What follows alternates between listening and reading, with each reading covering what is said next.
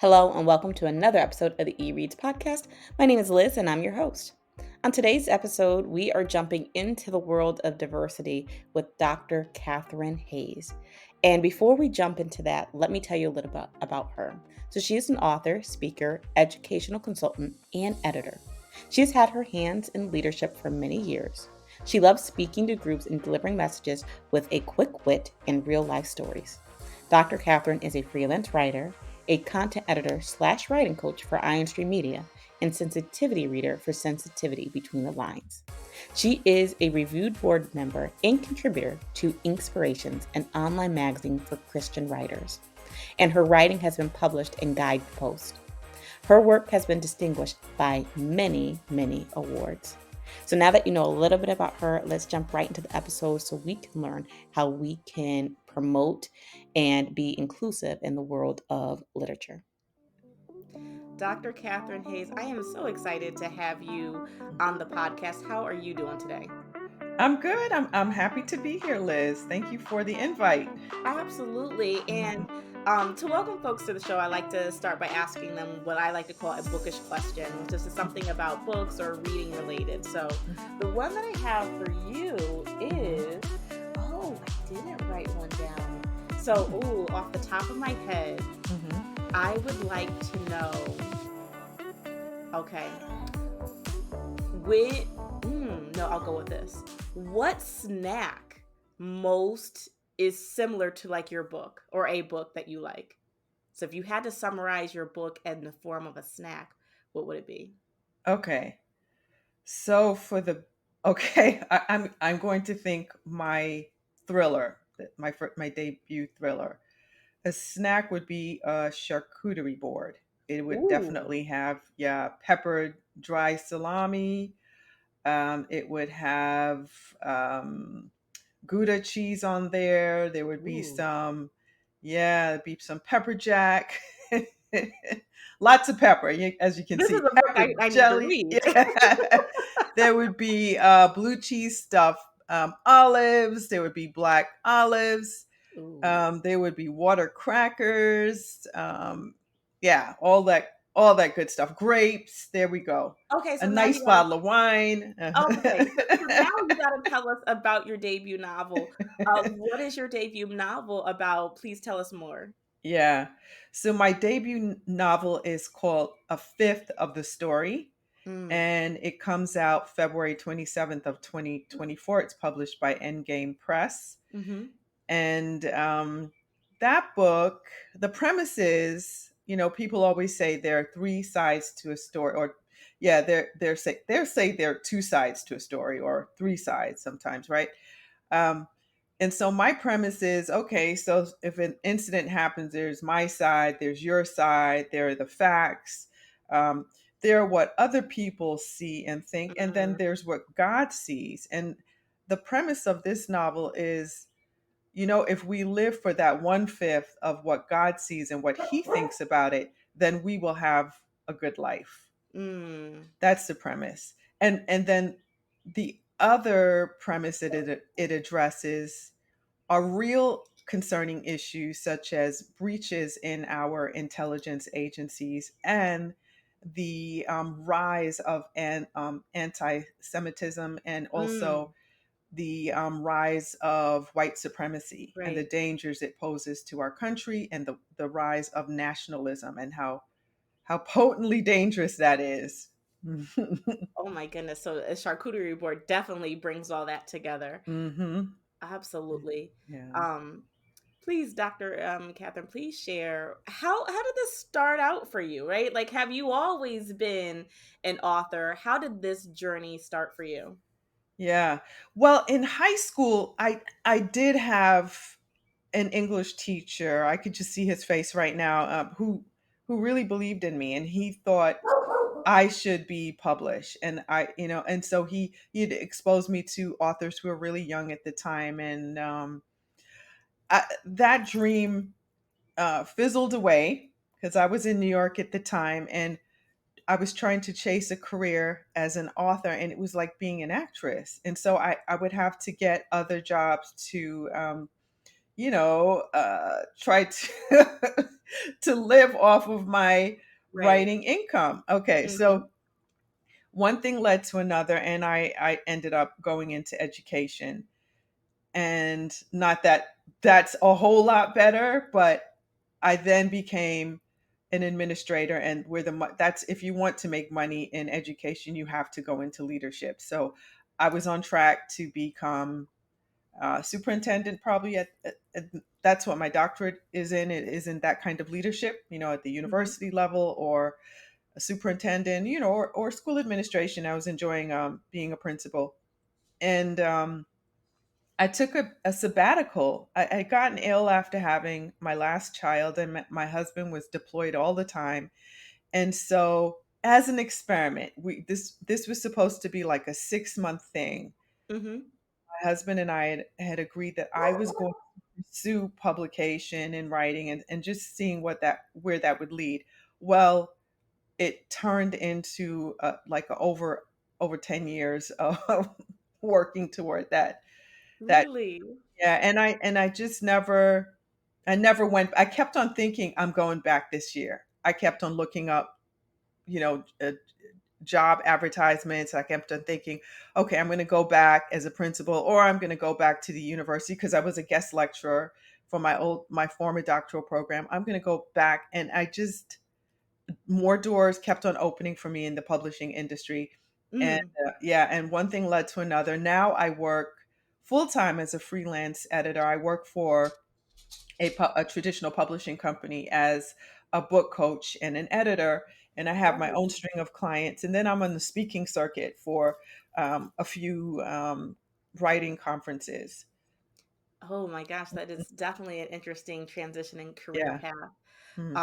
And in that journey, I know today we're talking a lot about diversity in publishing. And Hmm. can you share what has that experience been as far as diversity? Like, eh, has it changed over your career? What are you noticing? Yeah. Okay, so I started out in the Christian publishing realm, and I'm still there. Um, but I think it's important for Christians to occupy secular spaces. We can't just be beacons of light shining at each other. We've got to get out Absolutely. there. Yeah. So, what's disparaging to me is that the Christian publishing industry is not much different from the secular publishing Mm, industry, whereas there is very little diversity, and people may feel as if there is diversity, but it's not as much as they think. mm, So, for instance, like 90, just in terms of U.S. book publishing, 95% of American fiction books published were written by white authors, and that is between 1950 and yeah. 2018. Oh wow. And after George Floyd, there was a slight uptick in diversity, but since then is sort of fizzled out. Sometimes Right. when big things happen, there's this knee jerk reaction, and people are like, "Oh yeah, we're going to get on board and we're Right. going to change things around." And then when things go back to status quo, that hope is lost. And, Mm, and what's really frightening, um, like for instance, as of 2020, 75% of people in the industry claimed, right, that their employer had made some kind of increase mm-hmm. or effort to increase diversity. But despite that, still not much has changed in 2023. I think 1%, there's been like a 1% increase in Wow. that sort of diversity. And this is just combing through lots of research, because I love research, and I'd Yeah. like to speak from a place of fact finding and just not making up stuff off Mm, the top of my head. These are easily things that people can go and research for themselves. If they right. think, oh, this America's exploding with book diversity, they will find out that even the children's books, because there's a call, there's a real need for diversity in children's literature. Mhm. Most of the books written about diversity and about diverse people are written by non-diverse people. Let me tell That's you, crazy. I just literally before this was scrolling and I saw there was a video about that. And it was like it had a picture of a children's book with an African American child or Hmm. a child of color, and then the author is white. And like Hmm. it was multiple books. Hmm. And I think that's important too to the conversation. Is like when there's a call for diversity, we mean also the people that put out the product and the work. We're not just talking about products for Right. people of color. We're talking about like made by, so that way again, like we're also seeing that growth. And I think Yeah. there's sometimes is that disconnect. Yeah. And that would call for diversity at the top level. So Right. we have the gatekeepers, we have agents. Most people, if they want to be traditionally published, then you usually will have to get an agent. Not Mhm. all the time. There's a small percentage that can sneak in some other way. Um, and then there are the pub boards, right? And Mhm. so a pub board has to vote on your book. Mm.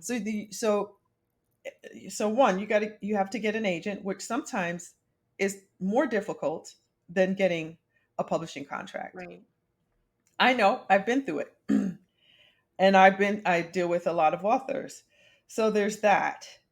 So now that you get to this other level, just think when you're at the pub board level, you still have the majority white um, looking at your project to decide if they're going to publish it or not. So there are many gatekeepers, and the problem with that is even if someone who is non-diverse, right, and they're trying to get a book published that's about diverse characters, this is the problem that's happening is then there are books that are coming through that are stereotypical. They're not representing diverse people correctly.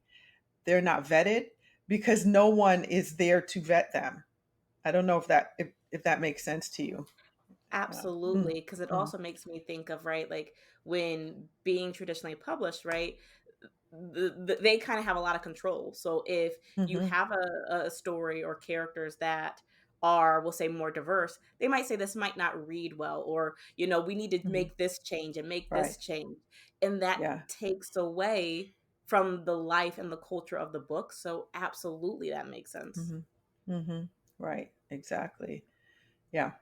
Mhm. And yeah, so to your point, I think diversity isn't just the face of the author, but it also is like throughout the top, right at the top of the publishing within the boards, so that there is really this call of diversity. Mhm. And so not even just racial diversity, right? Hmm. I'm a strong I'm a strong advocate for disabled people, Yeah. people with special needs, and especially because I was a school principal for a while and an educator. And in fact, the last school that I was a principal of, it was a hub for special needs. Mm. And then in researching diversity in terms of, are you hiring people who are disabled? Are you hiring people who might have an issue with dyslexia, Hmm. or who they're in a wheelchair or something like that? They're quite capable and incredible. One of the smartest young ladies in my doctoral program was dyslexic. So I wonder, when I looked at the statistics, they were very disappointing. I think it was something like maybe 3% Mm. of individuals who were employed in the publishing industry were described as having a disability. Wow. Mm-hmm. So it's kind of like just even like you mentioned, like across the board, right? Like Mm-hmm.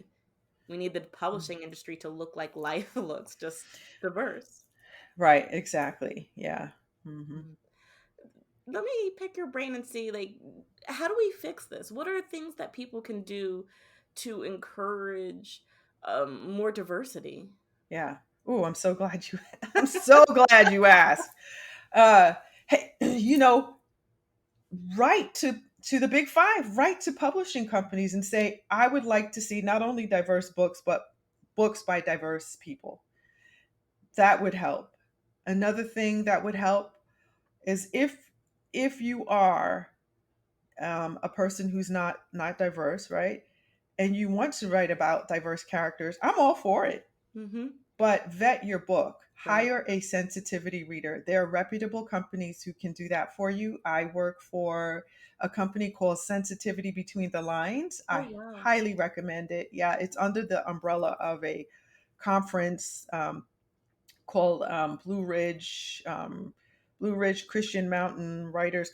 I don't know if I'm saying it right, but if you look it up, you'll be able to see Sensitivity Between the Lines Yeah. and what those readers do. It's a form of editing, but they don't like to call it that. But it's a type of reading they do where that particular reader has a specific background in whatever that person has written. Like for instance, I specialize in all things Holocaust. Okay, that's Mm, just my thing, right?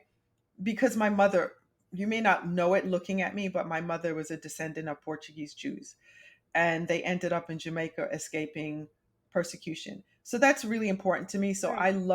I research a lot of, so all things the Holocaust, all things civil. I love the Civil War movement. I love the things about slavery, Afro Caribbean, because Mm-hmm. my parents were Jamaican. So those things, and African American females.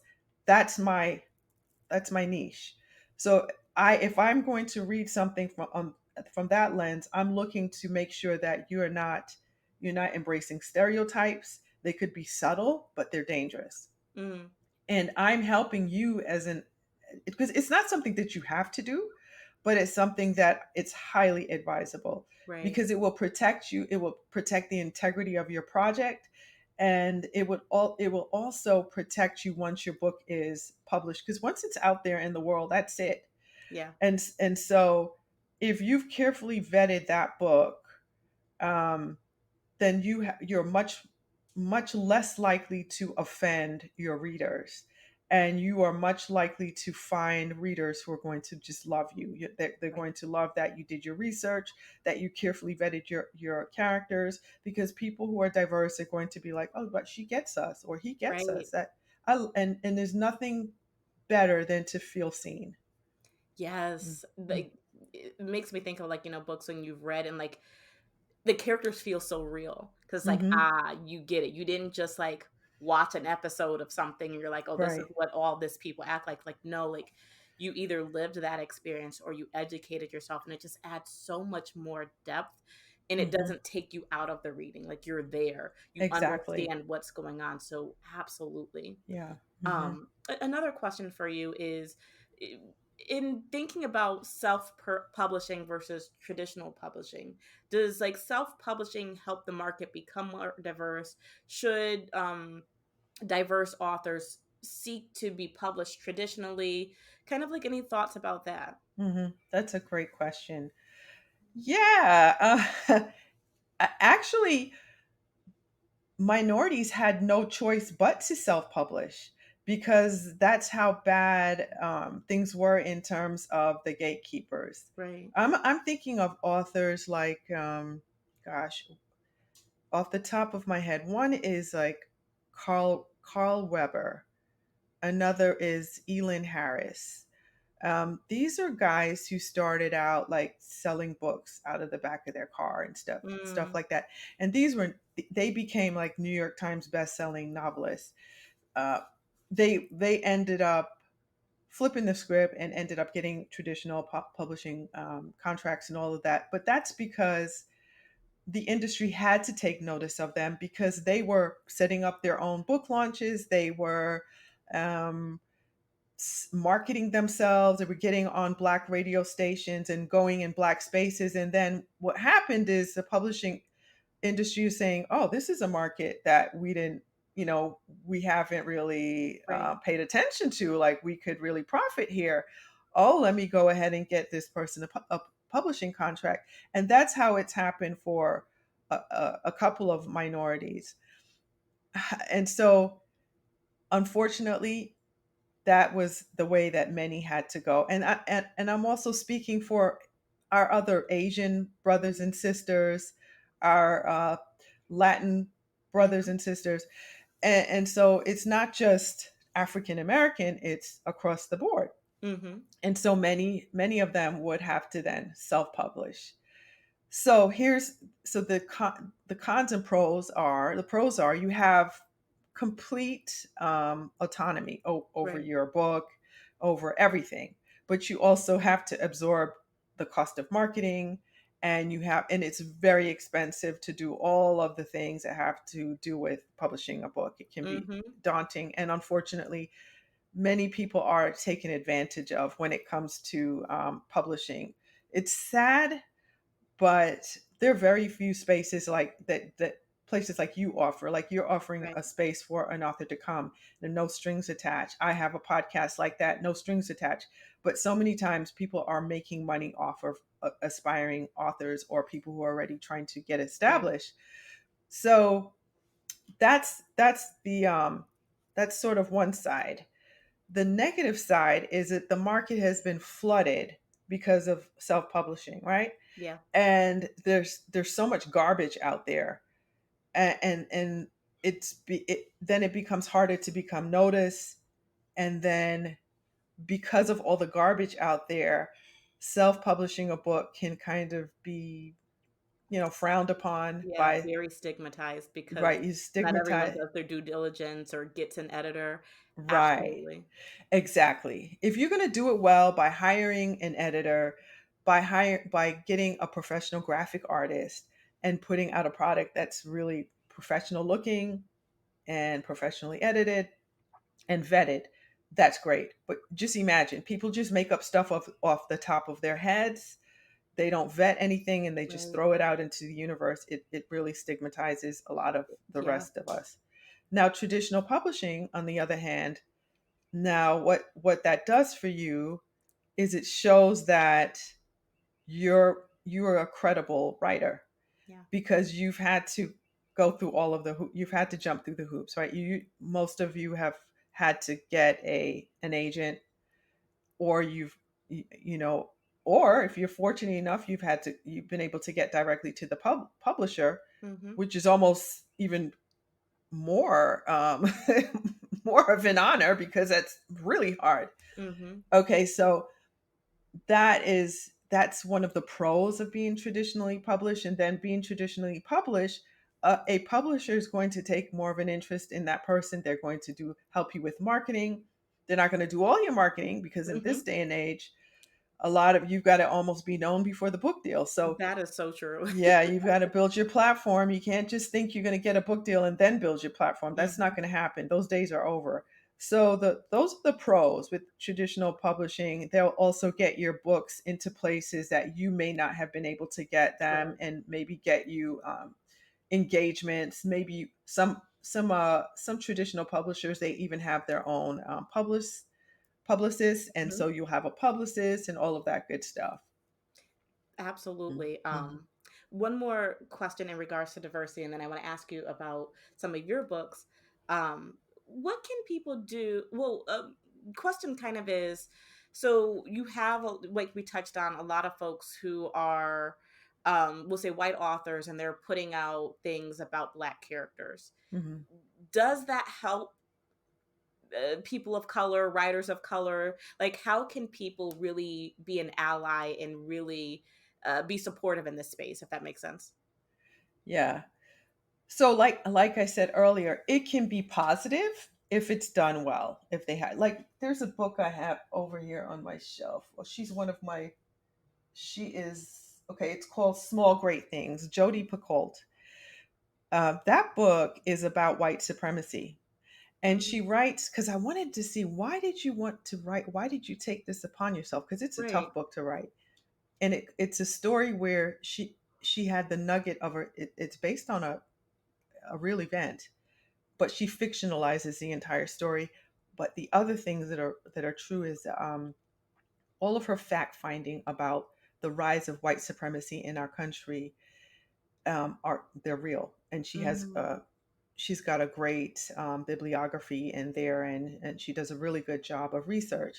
But what she also explains is that she did sensitivity reading. So she had Right. African American, especially Wow. African American females, vet these characters. And I thought she did an incredible job of Mm. representing us. Like, I did not feel offended. I did Oh, not that's feel lovely. like yeah, it was not stereotypical. She very much nailed the Black female experience, Oh, I love that. and even some of the Black male experience, because there was an issue. There was a point there where her son was going to get into trouble. She had gotten into trouble. This is her main character. Hmm. It was a medical thing, and I don't want to give away the entire story, but she was able to nail how Black females are seen, who are supposedly in roles of leadership or supposedly intelligent. You know, you could be a medical professional.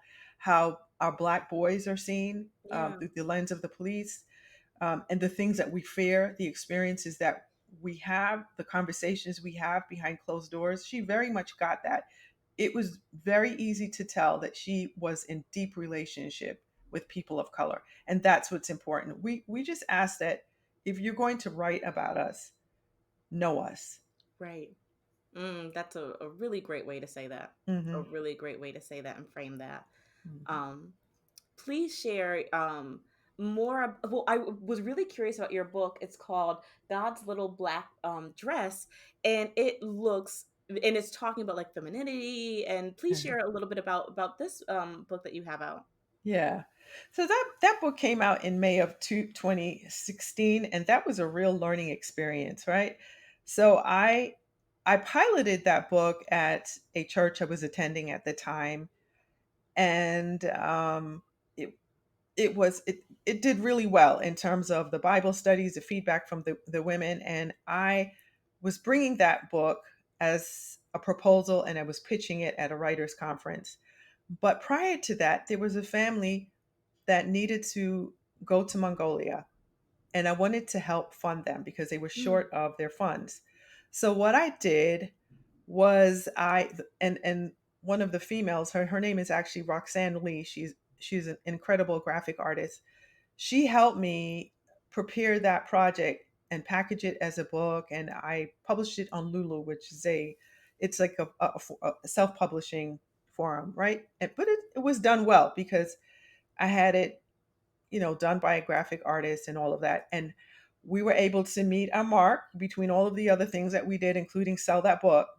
They had the funds to do what they needed to do. I was fantastic. happy. And then I was on my merry way to this conference thinking all was well with the world. Hmm. And then,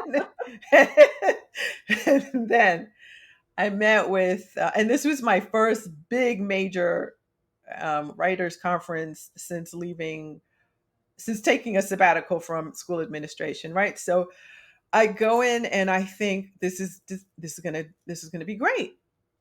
And the first thing they wanted to know was about my numbers and about the book launch and about what I was like, book launch? I didn't do a book launch. I didn't do this. I'm like, numbers. All I know is I made enough for these cats to go to Mongolia. And so they were like, yeah, unless you sold, some publishers said, well, or agents said, unless you sold between 3 to 5,000 copies, we're not interested. Mm, Some were like 8 to 10,000 wow. copies. And I was like, "Ooh, no, that's not what happened." Um, and then one particular agent who was interested in me, he went back home and he did his research, and then he sent me a beautifully written rejection letter, and he said, "You're a great writer. You have a great product, but you have no platform." And he Mm, said, "For nonfiction, you must have a platform." So it was a learning lesson. right. And so I had to learn the hard work of building platform. So that book still passively sells. It's on, barnesandnoble.com. It was in Lifeway for a short bit of time until Lifeway closed, and it's on lots of different Amazon. It's lots of different online forums. And as an editor now, I look at that book and I pick it apart. I know that there are things that I would have done much better, and I think later on I will do an anniversary edition to that book. But Very cool. yeah, but the heart of that book is still good. And that's why I think it still appeals to women. I wrote it for my daughters. And it came out of many different conversations I would have with them, because they would constantly say, well, Mom, the Bible is not really applicable to today's issues and what we're going through and what's happening. It doesn't really speak about anything that we're engaged in or we're feeling. And I'm like, yes, it does. Okay, you're okay. Here, it's talking about gender issues. It's talking about Mhm. um, life and conception. It's talking about race issues. It's dealing with everything that you have on your hearts. And so in that book, I play on fashion, because that was a big thing for us girls, still is. I mean, and so it was based on Coco Chanel's Little Black Dress. Mhm. And so there's all types of little anecdotes there about all kinds of designers and things that they say, which are fabulous. And just relating the armor of God to like a little black dress, that it's suitable for all kinds of occasions. And we can still be women of God, dress for this world, dress for battle, and still be cute I love that and still premise. be Mhm. I hip. love that premise. Please share, where can folks find more of your work? Where can they connect with you? Oh, wow, that I would love to connect. The best place is my website. It's real simple. It's www.dr. Katherine, Katherine, Hayes, Hayes.com. That's where you find all the ways to connect with me. It'll keep you, if you sign up for my newsletter, or actually just sign up for my email. I send out a free weekly devotional word of encouragement. I work with 7 other bloggers on my blog, and we've got encouragement for you every week. And it just keeps you up to date about what we're up to. And it also has information about a podcast I run. I run a podcast called Murder, Mystery, and Mayhem Laced with Morality. It's featured on Apple and on Spotify and all other places that podcasts are heard. I would love if people would come and, listen in, drop us a comment, leave us a review. If you want to come on the podcast, hey, send me an email. I'd love to schedule you. Listen, I cannot wait to binge listen. You have been such a wonderful guest. You've educated us so much on not only the importance of diversity, but how we can take steps to further this and make it known that it is important. Mhm. Um, Please, can you share for someone, like, if they are identifying as a diverse author, whether that's by disability, gender, race, all of that, and they're like, how do I get started? Right? Like, I see that there's a space here. Where Mhm. do I start in breaking that glass ceiling? Mhm. Any words of encouragement or advice for them? Yeah. So I'm a person of hope. Like yes, I see all of the pitfalls, all of the negativity, all of the obstacles, but despite that, you can still prosper and you can still be engaged and you can still get published. People, come on, if you don't write and you don't put your stuff out there and chase the market, it's not going to happen for you. So the first thing to do is write, okay? And the Mm-hmm. second thing to do is write well. Mm-hmm. And after you write well, write better. And how you do that is that you've got to get critiqued, you've got to hook up with a writing community, preferably a writing community where they're going to give really good critiques. Mm-hmm. One that I highly recommend, and it is it's a Christian space, but hey, they love everybody. It's Yeah. called Word Weavers International. It is Mm-hmm. one of the best critique groups I've ever seen. Word Weavers International, and then the other thing to do is attend writers' conferences. There are many ways to do it, especially because of the pandemic. People have really begun thinking outside of the box. So there are Right. plenty of ways to attend even online. Even if you can't afford to take off from work to attend one of these conferences, you can go online. And if you attend online, many times they're discounted anyway. Absolutely. And they have replays. So if like you mentioned, Yes. can't, there's so many accessible options now. And Hmm. again, uh, they're really affordable. Yeah. Contests, another way Oh, to yeah. contest. That's another way to build credibility. There are many contests out there even that have entry fees. Some of them are nominal, like $5 to all the way to maybe $100. But if you really don't have it, there are plenty of free ways for you to also enter writers conferences, not writers conferences, but writing Mhm. contests, and it helps to build credibility. I know because I can't say now because I'm in judge season, but I am a judge for a couple of different writing contests, and I know that that opened a lot of doors Mm, for authors. lovely. And I haven't even thought about that, but absolutely. We'll have to have you come back and talk about that experience. I would love that. Yeah. Thank you so very much for your time and for sharing all of your words of wisdom and advice and encouragement. Yeah. Any last words before I ask my last question? Well, because I'm a person of hope, my tagline is always don't ever stop using your spoken and written words to Mm, pierce through the darkness. love that. Mhm. Love that. Mhm. So I'm interested to see what you say next. So my last question is this. I like to end with like a word or a phrase that we can use in like a writing prompt, a way for us to express our creativity. I'll use this as a prompt at the end of this episode. So if you had to leave us with a word or a phrase to use in a prompt, what would you leave us with? Oh, that I know. Oh, I know what that is. Okay. You, author, listen up.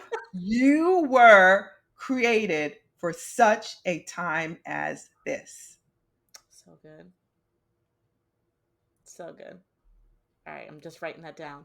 You were created for such a time as this. Oh, that's so good. Hmm. You can do so much with that. Yes. You could do a scene where this character's feeling defeated, That's or right. just so many things. So listen, y'all, Mhm. stay tuned to the end of this episode to see what I do with that prompt. Thank you again and have a wonderful rest of your day. Hmm. Weighed down by the sea of doubt, the waves of every failure crash against her body, making her sink deeper into the blackened hole of despair. Like an anchor, the chains of comparison weigh her down, holding her in place, keeping her from the glimmer of light shining on the horizon. The imposter steps forward, towering over the hero, the writer, the artist, the creative, taunting their paralyzed state. You are nothing, imposter syndrome gloats, rejoicing as the waves rise higher. The waters are now at her chest, making her breath ragged and shallow. Fingers trembling, she can't grasp footing to stop herself from sinking. It's almost over. But then something in the glimmering light steps through. She can't make out what it is, but the voice, the thing, the gesture is kind. It feels like a life vest as it speaks these words. You were created for such a time as this. Something inside her knows this is true, knows that within her is everything to weather this torrential current of despair. The impostor glowers and bares its venomous teeth. Don't believe it. You are not worthy of this time, this opportunity, this greatness that lies on the horizon. But the words do not crash as she holds on to the glimmer. The voice shining in the horizon calls again. You were created for such a time as this. She doesn't believe it fully, but it is enough to shine light into the darkness.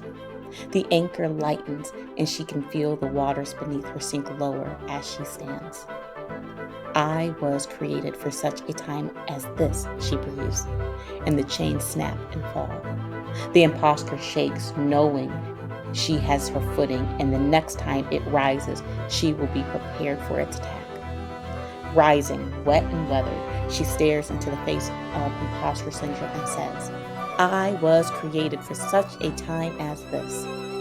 The ghastly form of the impostor shrinks and fizzles until all that is left is a puff of darkened smoke that she dispels as she walks through, making her way through muddy ground towards the glimmer of her destiny.